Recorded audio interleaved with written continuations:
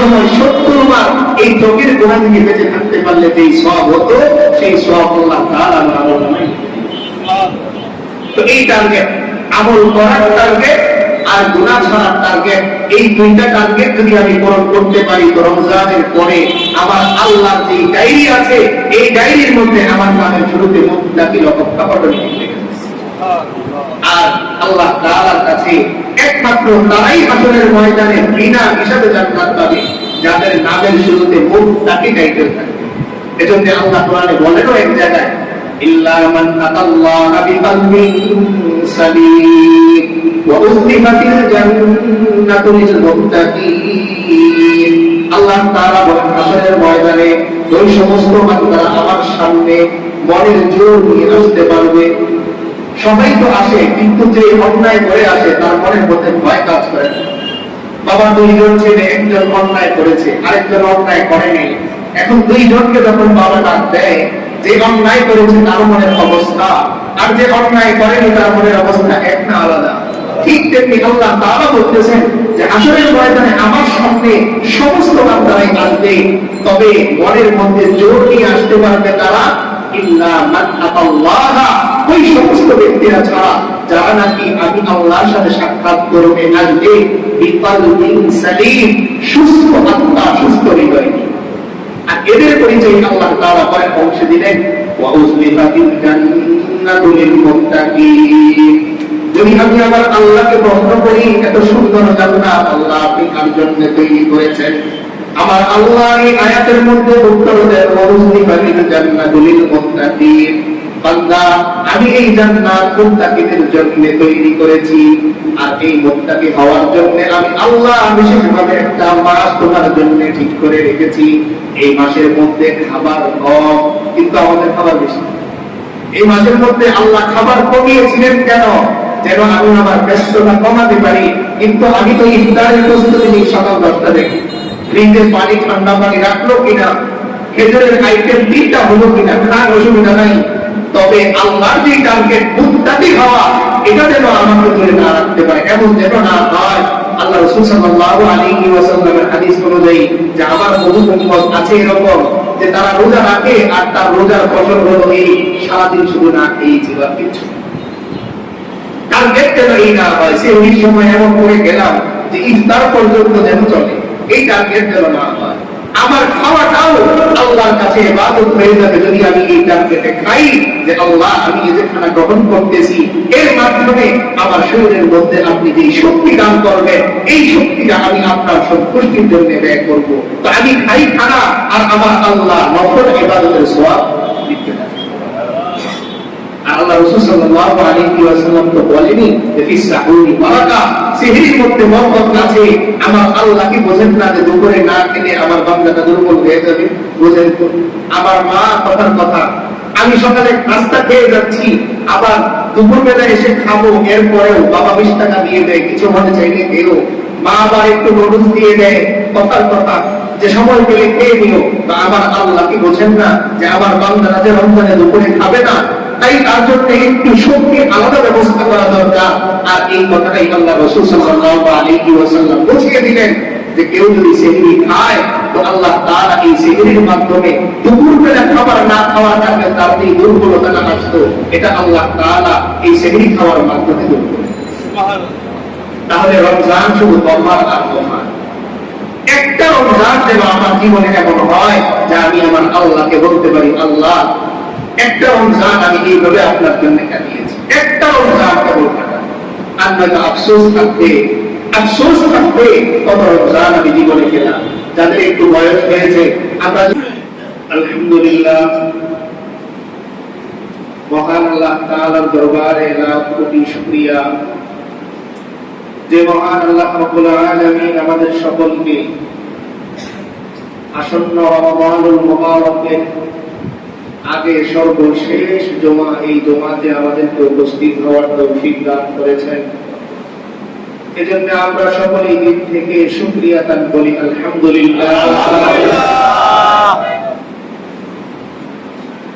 আল্লাহ তাআলা এই রমাদানুল মুবারক এই মাসটি বান্দাদের জন্য দিয়েছেন অর্জন করার জন্য।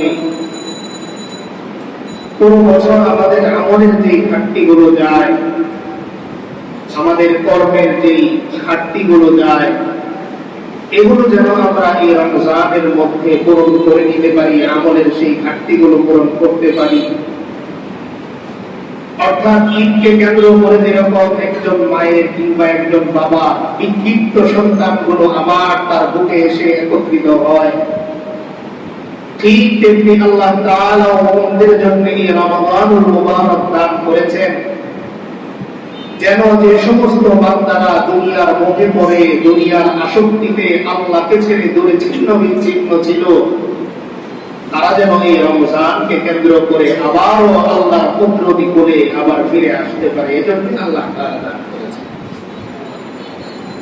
আমরা যে আয়াতে কারিমার তেলাওয়াত শুনলাম, এই আয়াতের মধ্যে আল্লাহ তাআলা সেই দিকেই ইঙ্গিত করেছেন যে আয়াত আমরা প্রতি রমজানের আগেই শুনে থাকি, যে আল্লাহ তাআলা আয়াতের মধ্যে বলতেছেন, ইয়া আইয়ুহাল্লাযীনা আমানু কুতিবা আলাইকুমুস সিয়াম, ও ঈমানদার বান্দা বান্দীরা, তোমাদের উপর রোজা ফরজ করা হয়েছে। এখন এই যে রোজা ফরজ হয়েছে, নতুন কোন বিধান, তাই আল্লাহ নিজের থেকেই বলতেছেন যে এটা নতুন কোন বিধান নয়, বরং এটা পুরনো বিধান। তবে হ্যাঁ, আগে যেরকম ফজিলত ছিল এর চাইতে কোটি কোটি গুণ বেশি ফজিলত দিয়ে আমি আল্লাহ এই উম্মতের জন্য এই রমজানকে মডিফাই করে প্রদান করেছি। সুবহানাল্লাহ। পূর্ববর্তী উম্মতের জন্য যেরকম কঠিন ছিল, এত কঠিন করে রোজা আমি আর রাখিনি, বরং সহজ করেছি, কিন্তু ফজিলত আমি আল্লাহ বানিয়ে দিয়েছি। এজন্য আল্লাহ তাআলা নিজেই উত্তর দিচ্ছেন, কামা কুতিবা আলাল্লাযীনা মিন ক্বাবলিকুম। আল্লাহ বোঝাতে চান, ও আমার বান্দা বান্দীরা, রোজা নতুন কোনো বিধান নয়, বরং রোজা আদি এক বিধান, যে বিধান তোমাদের পূর্বে যারা ছিল তাদের উপরও ছিল। তাহলে পার্থক্য কোথায়? পার্থক্য হচ্ছে এ জায়গায়, এরকম মাস হিসাবে আল্লাহ তাআলা আগে রোজা দান করেননি, বরং এটা স্টক রেখেছিলেন। সর্বশেষ নবী মুহাম্মদুর রাসূলুল্লাহ সাল্লাল্লাহু আলাইহি ওয়াসাল্লাম যখন পৃথিবীর বুকে আগমন করলেন, আল্লাহ তাআলা এই সিদ্ধান্ত রেখে দিলেন যে আমার নবী মুহাম্মদুর রাসূলুল্লাহ যখন দুনিয়াতে আসবে আর তার উম্মতের জন্য এমন অল্প সময়ে অনেক বেশি ফজিলতের দরকার পড়বে, তখন আমি আল্লাহ এই রমাদানুল মুবারক তাদের জন্য এইভাবে আবার নতুন করে বিধান দিব। যেমন যেই ছেলেটা অনেক দিন পরে বাবার কাছে আসে, দেখবেন বাড়িতে মাছ রান্না করার পর মাছের যদি মাথাটা বড় থাকে, তাহলে এই বড় পিসটা তার ওই সন্তানের জন্য রেখে দেয়। কেন? কারণ সে অনেক দিন পর আসতেছে, লম্বা সময় গ্যাপের কারণে বহু খানা বহু আদর সোহাগ থেকে সে বঞ্চিত ছিল। তাই মায়ের মনে বড় আশা, আমার এই সন্তান যখন অনেক দিন পর আমার কাছে ফিরে আসতেছে, আর ওই আদর সোহাগ, তার যে খাবার ঘাটতিটা, এটা আমি মা হিসেবে তার পূরণ করে দিতে চাই। ঠিক তেমনি আল্লাহ তাআলা তার উম্মতের জন্য, তার হাবিবের উম্মতের জন্য এই অফার রেখে দিলেন যে উম্মতের তো হায়াত কম, কিন্তু ব্যস্ততা আমরা নিজেরাই বাড়িয়ে নিয়েছি, ব্যস্ততা বেশি। তাই বছরের মধ্যে এরকম একটা মাস থাকুক, যেই মাসের মধ্যে আমার বান্দারা যদি কেবল আমার হয়ে কাজ করতে পারে, আমি আল্লাহ তাদের পিছনের জিন্দেগীর সমস্ত ঘাটতিগুলো পূরণ করেছি। এজন্য আল্লাহ রাসূল সাল্লাল্লাহু আলাইহি ওয়াসাল্লাম এক হাদিসে বলেন, বুখারী মুসলিমে, মান সামা রমাদানা ঈমানান ওয়া ইহতিসাবা গুফিরা লাহু মা তাকাদ্দামা মিন যামবিহি। আল্লাহ রাসূল সাল্লাল্লাহু আলাইহি ওয়াসাল্লাম বলেন, আমার কোন উম্মত 11 মাস অপেক্ষা করার পর যখন একটা রোজা সে পেয়ে গেল, রমজান মাস পেয়ে গেল, আর এই রমজানে সে দুইটা কাজ করতে পারে, এক নম্বরে ঈমান আর দুই নম্বরে সওয়াবের আশা নিয়ে যদি সে রমজান কাটাতে পারে, তাহলে আমি আল্লাহর রাসূল গ্যারান্টি দিচ্ছি, আমার ওই উম্মতের পিছনের জিন্দেগীর সমস্ত গুনাহগুলো ক্ষমা করে দেওয়া হয়। সুবহানাল্লাহ। মা তাকাদ্দামা মিন যামবিহি। আল্লাহ রাসূল সাল্লাল্লাহু আলাইহি ওয়াসাল্লাম বলতেছেন যে তার পিছনের জিন্দেগীর সমস্ত গুনাহগুলো ক্ষমা করে দেওয়া হয়। সুবহানাল্লাহ। কিন্তু এক বছরের কথা আমরা কেন বললাম? এই কারণে বললাম যে মুমিন তো পুরো রমজানে নিজেকে আল্লাহর সান্নিধ্য থেকে দূরে রাখতে পারে না, যেদিন থেকেই তার বোধ হবে সেদিন থেকেই সে তার আল্লাহকে পাওয়ার জন্য অস্থির হয়ে পড়ে। আমার যখন পানি পিপাসা লাগে, যেই পানি আমি বাড়িতে ফ্রি খেতাম, আমার টেবিলের মধ্যে বোতলের পর বোতল পানি থাকতো, পিপাসার সময় ওই বোতলের পানিটাই আমি 20 টাকা দিয়ে কিনে খাই, মাত্র বিশেষ 40 টাকা দিয়ে কিনে খাই। কখনো তো এমন হয় যে 100 টাকাও যদি লাগে তবু আমার এক বোতল পানি চাই। ঠিক তেমনি একজন মুমিনের জন্য রমজানে যত কষ্টই হোক, এই মাসটা তো আমি আমার আল্লাহকে খুঁজে পাওয়ার মাস, এই মাসটা তো আমি আমার আল্লাহর সান্নিধ্যে যাওয়ার মাস। তাই ব্যবসা থাকবে, দোকান থাকবে, পেরেশানি থাকবে, অস্থিরতা থাকবে, কিন্তু বান্দা রমজান মিস করবে। কিন্তু এখন আমি দোহাই দেখাই, সারাদিন এত পরিশ্রম করে রোজা রাখা যায়। পরিশ্রম থেকেই তো আল্লাহ বলতেছেন, তার হাবিবের মাধ্যমে ঘোষণা করিয়ে দিলেন যে বলেন রমজান মাসটা যদি কেবল সে সুন্দর করে কাটাতে পারে, তার পিছনের সমস্ত অসৌন্দর্য আমি আল্লাহ সৌন্দর্যে পরিণত করে দিচ্ছি। তার মানে উদাহরণস্বরূপ বলেন, আপনার একটা 10 তলা বিল্ডিং আছে, কেউ আপনাকে বললো যে আপনি শুধু নিচতলার ফ্লোরটা টাইচ করেন, বাকি বিল্ডিং এর জিম্মাদারি আমার। এই কথা যদি আপনাকে কেউ বলে, এই অফার দেয়, টাকা না থাকলেও ধার করে হলেও তো নিচের ফ্লোরটা টাইচ করবেন। কেন? যে আমার এই পুরো বিল্ডিংটা একসাথে টাইচ হয়ে যাবে, একসাথে কাজ হয়ে যাবে, এই সামান্য কিছু টাকা আমি ইনভেস্ট করতে পারবো না। তো ঠিক তেমনি কেমন যেন আল্লাহ বোঝাতে চান, আল্লাহ রাসূল এই কথা বোঝাতে চান যে তোমার পুরো জীবনের মধ্যে এরকম 12 মাস করে করে একটা বছর আসে, 11 মাসের জিম্মাদারি আল্লাহ নিয়ে নিলেন, 11 মাসের জিম্মাদারি আমি নিয়ে নিলাম। তুমি কেবল একটা মাসকে সুন্দর করো, আমার আল্লাহ তোমার এই 12 মাসকেই সুন্দর করে দিবেন।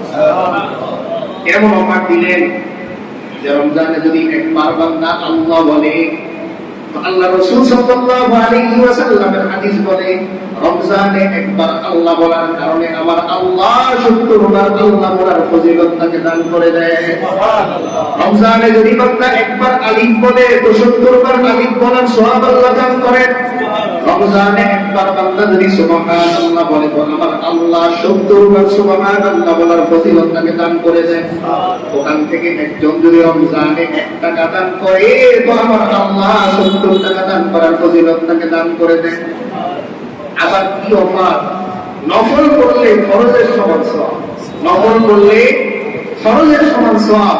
যেখানে বলা হচ্ছে যে 2 রাকাত ফরজ নামাজ সমান, যদি আপনি বের করতে চান 1000 কোটি নফল নামাজের দাম, এটা কি হবে না? সমান হবে না।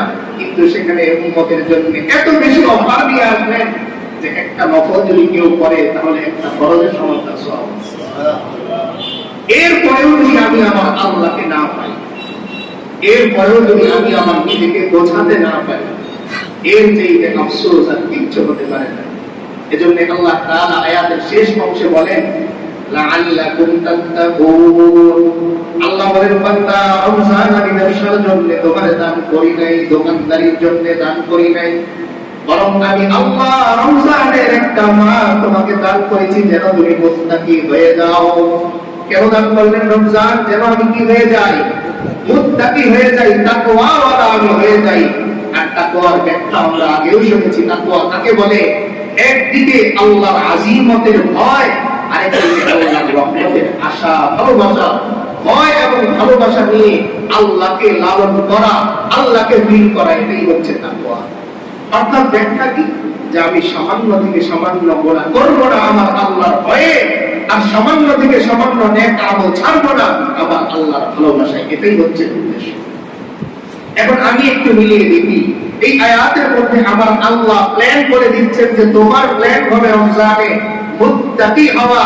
আমার প্ল্যানের সাথে আমার আল্লাহর প্ল্যানের কি মিল আছে কিনা এটা আমি একটু বসে নিলাম। যদি আমার প্ল্যানের সাথে আমার আল্লাহর প্ল্যান না মিলে, তাহলে আল্লাহ তাআলা অন্য জায়গায় ঘোষণা যে এরাই হচ্ছে ক্ষতিগ্রস্ত, যারা কি করে, উলাইকাল লাযীনা ইশতারাউ দালালাতা বিল হুদা। এখানে তাফসীরের একটা ব্যাখ্যা হচ্ছে এই, যারা দুনিয়া গ্রহণ করে আখিরাত ছেড়ে, তাদের ব্যবসা কোনোদিন লাভবান হতে পারে না। সে দেখতেছে লাভ হচ্ছে, কিন্তু আমি আল্লাহ দেখতেছি তার লাভ নাই। কারণ লাভ আসলে কাকে বলে? যেটা দ্বারা আমি উপকৃত হতে পারি, তাই তো? লাভ আপনি যদি সহজে বোঝাতে চান, লাভ হওয়া কাকে বলে? যেটার মাধ্যমে আমি উপকৃত হচ্ছি। এখন উদাহরণস্বরূপ আপনি ব্যবসা করলেন, আপনার 2 কোটি টাকা লাভ হলো। কিন্তু ঘটনাক্রমে রাস্তা দিয়ে যখন আসতেছেন, এখন তো অনেকেই পকেট খালি, হাত খালি, তাই হাত খালি থাকার কারণে আপনার ওই টাকাটা সে রেখে দিল। এখন বাসায় আসার পরে আপনি বলেন আপনি 2 কোটি টাকা লাভ করছেন নাকি লস হয়েছে? যদি আপনি বলেন লাভ করছেন তাহলে টাকা কোথায়? আর যদি বলেন লস করছেন তাহলে ওই সংখ্যা কোথায়? তার মানে লাভের সহজ অর্থ হচ্ছে এই, যার মাধ্যমে আমি আমার নিজের ক্ষেত্রে অথবা আমার পরিবারের ক্ষেত্রে অথবা আমার প্রয়োজনের জায়গায় আমি উপকৃত হতে পারি, এটাই হচ্ছে লাভ। তো আল্লাহ তাআলা বলতেছেন যে বান্দা তুমি রমজানকে কেন্দ্র করে অনেক টাকা ইনকাম করতে পারবে ঠিক, কিন্তু যেই মুহূর্তে আসরের ময়দানে আমার সামনে তোমার দরকার হবে তখন তুমি আর তোমার ওই লাভ খুঁজে পাবে না। তো যেই লাভ দরকারের সময় খুঁজে পাওয়া যায় না, ওই লাভের দাম কোথায়? এজন্য আল্লাহ তাআলা বলে দিলেন লাআল্লাকুম তাত্তাকুন, বান্দা তুমি যদি আসলেই প্রকৃত ব্যবসায়ী হতে চাও তাহলে তুমি মুত্তাকি ব্যবসায়ী হয়ে যাও। তুমি যদি আসলেই ব্যবসায়ী হতে চাও তাহলে মুত্তাকি খোদাভীরু মুত্তাকি ব্যবসায়ী তুমি হয়ে যাও। আর নয়তো যদি দুনিয়াদার ব্যবসায়ী তুমি হও তাহলে তোমার সামানা রেখে এরপর কবরে যাবে। তো রমজানের মৌলিক উদ্দেশ্য কি? আমাদেরকে কি বানানো? মুত্তাকি বানানো। সংক্ষেপে আমরা বলে দিলাম যে ছোট থেকে ছোট গুনাহ আমি আর করব না, আর আমার চোখে নেক কোনটাই ছোট না। এই কথাটা আমরা সবসময় খেয়াল রাখবো। একটা আমল পৃথিবীতে ছোট না, বরং সমস্ত আমলই আল্লাহর কাছে বড়।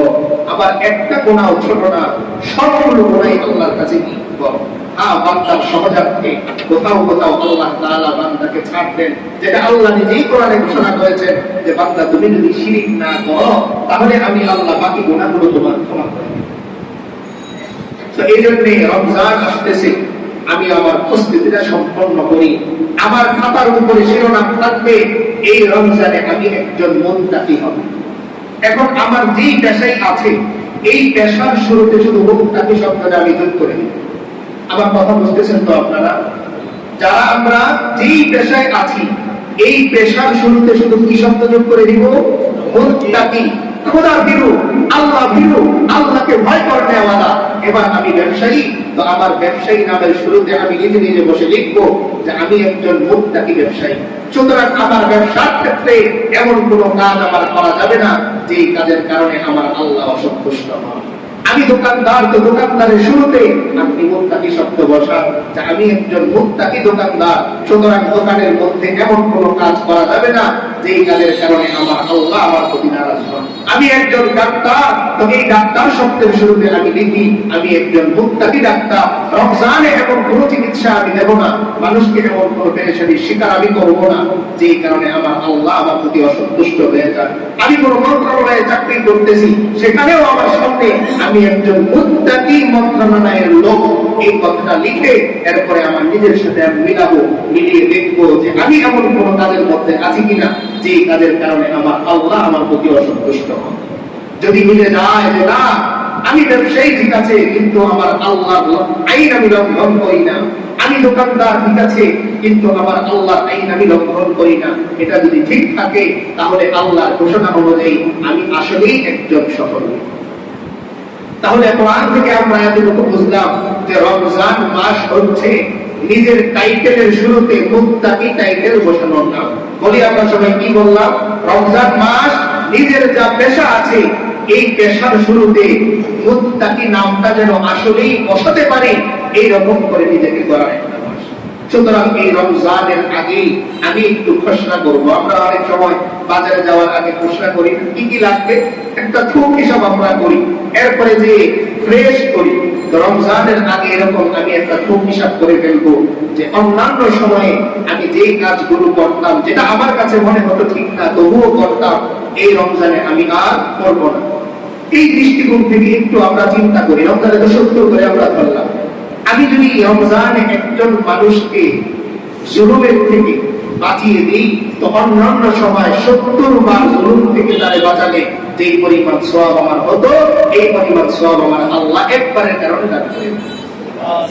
1 টাকা যদি আমি আমার পণ্যের ক্ষেত্রে কমিয়ে দিই, ধরেন আমি ডাল বিক্রি করতেছি, আগে 135 টাকা বিক্রি করতাম, আমি রমজানকে টার্গেট করে 134 টাকা বিক্রি করি। মানুষ আসতে পারে যে 1 টাকা কমছে কিন্তু আমার আল্লাহর কাছে 70 টাকা কমছে। এইভাবে আমি কি করবো, প্ল্যান করবো। আমি আগে খেজুর বিক্রি করতাম 400, রমজান উপলক্ষে 395, 5 টাকা কমিয়ে দিব।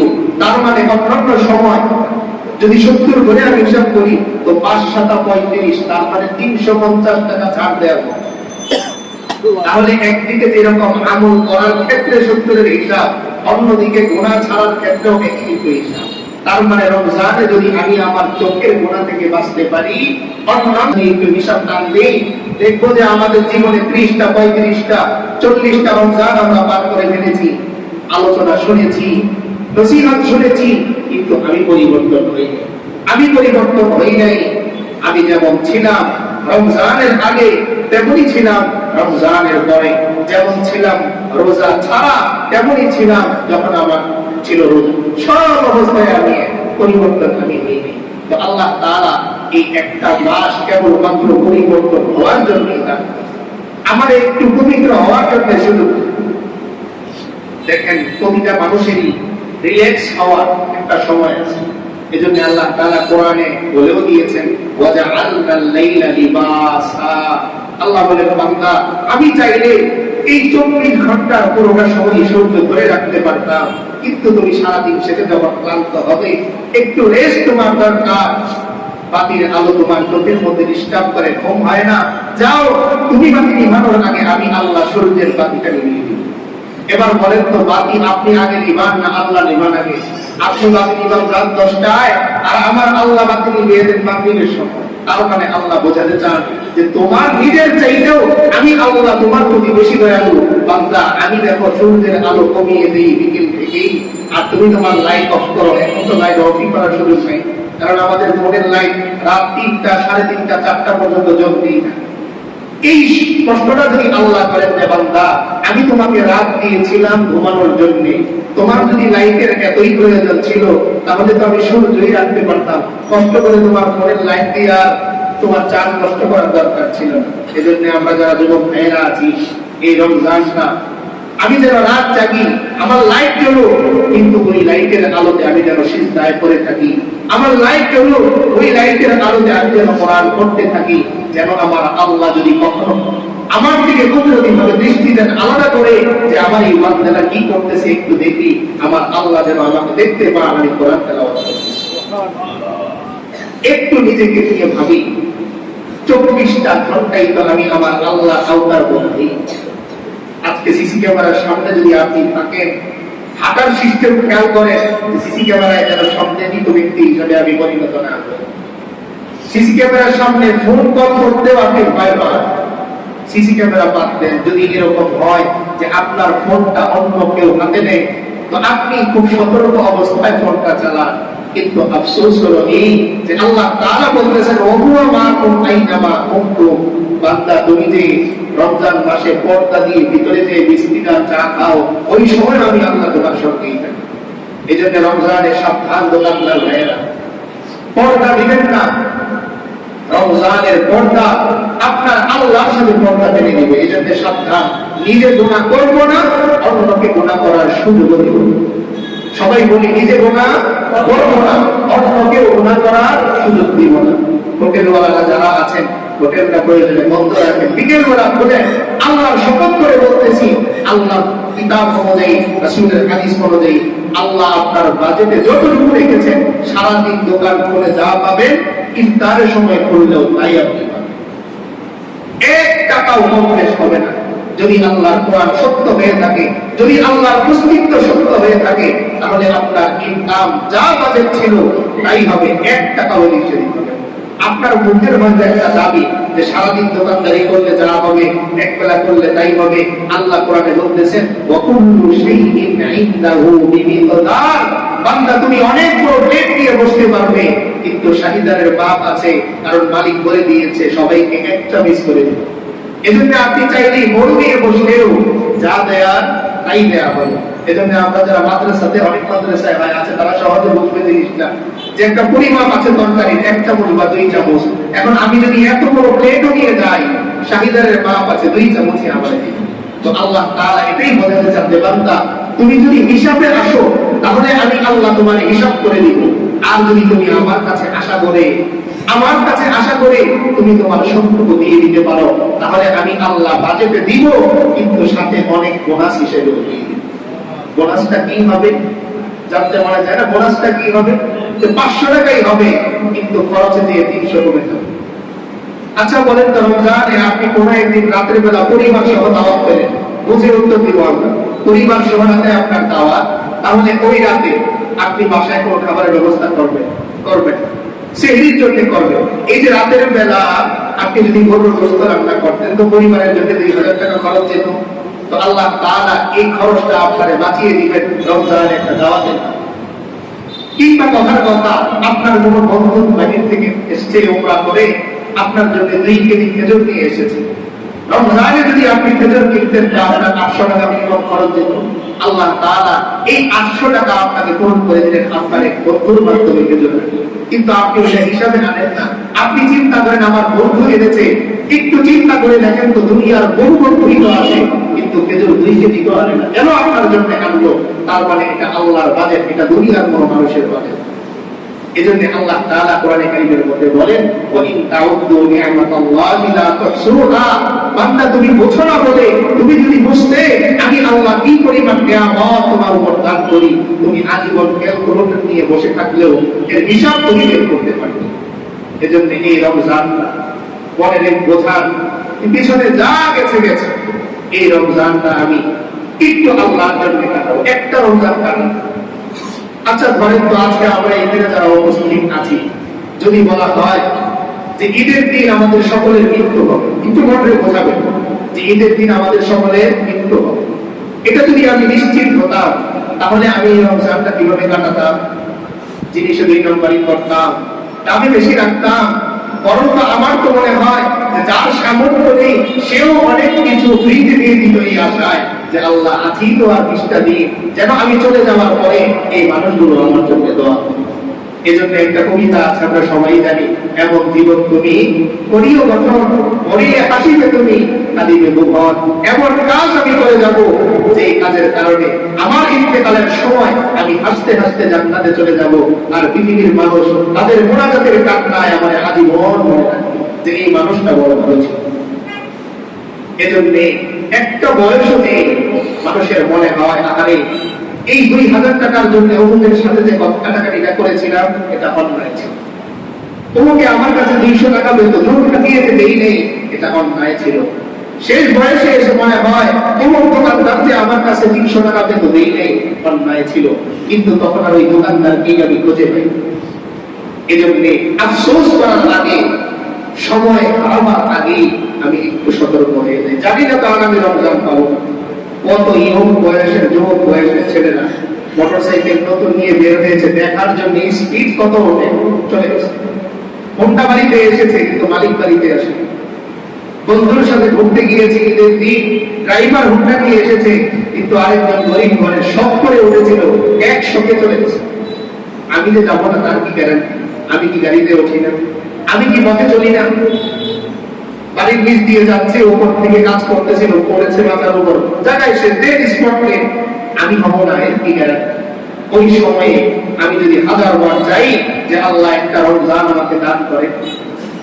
এজন্য বোঝানোর জন্য বলা হয় যে কবরওয়ালাদের কাছে জিজ্ঞেস করো একটা রমজানের কত দাম। একটা রমজান না, শুধু রমজানের একবার খেজুর মুখে দেওয়ার যে দাম, এটা তারা জিজ্ঞেস করো, তার সমস্ত সম্পত্তি সে যদি বুঝতাম।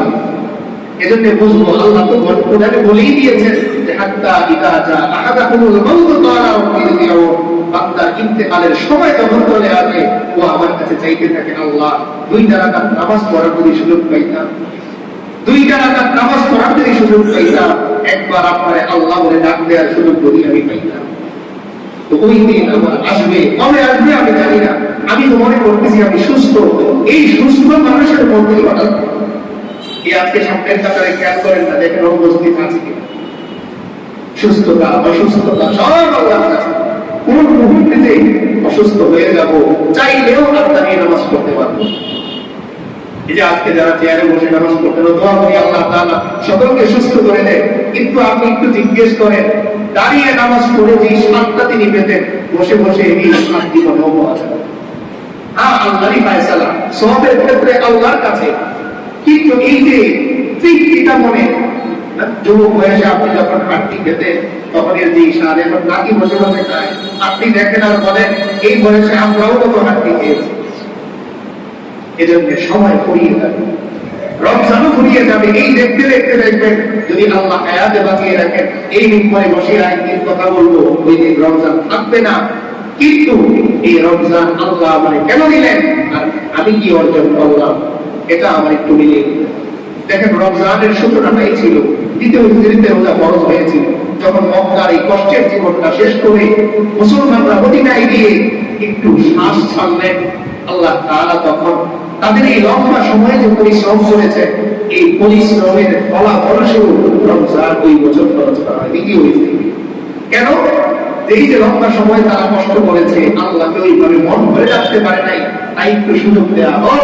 এখন একবার আল্লাহ বলে ডাক দিলে 70 বার আল্লাহ বলার ফজিলত। এখন একবার কোরআন তেলাওয়াত করলে 70 বার কোরআন পড়ার ফজিলত। এখন এক কদম করলে 70 কদম কোরআন পড়ার ফজিলত। এই সাধারণ কোনো বিষয়। আজকে যদি শুধু অফার দেওয়া হয় এই মার্কেটে, যে আজকে যেই জিনিসগুলো এখানে আছে সব 70% ডিসকাউন্ট, যার লাগবে না সেও তো দিনটা দেবে। আর আল্লাহ তাআলা রমজানটা দিলেন এমন ডিসকাউন্ট যে শুধুমাত্র ঈমান আর সওয়াবের আশাকে যদি রোজাগুলো কেউ রাখতে পারে, প্রথম পুরস্কার, গ্যারান্টেড পুরস্কার, তার পিছনে জিন্দেগীর সমস্ত গুনাহ মাফ করে দিবেন। সুবহানাল্লাহ। এরপরেও যদি আমি গুনাহ ক্ষমা করাতে না পারি, এজন্য আল্লাহ রাসূল সাল্লাল্লাহু আলাইহি ওয়াসাল্লাম তো জিবরিল আলাইহিস সালামের বন্ধুর সাথে আমিও বলেছেন যে কেউ রমজান পাইলো আর নিজের জিন্দেগীর গুনাহ ক্ষমা করাইতে পারলো না, জিবরিল আলাইহিস সালাম বদদুয়া করেছেন। খেয়াল করবেন, বদদুয়া করতেছেন কি? জিবরিল আলাইহিস সালাম। এক তো ফেরেশতা, ফেরেশতাদের সমস্ত গুনাহ মাফ।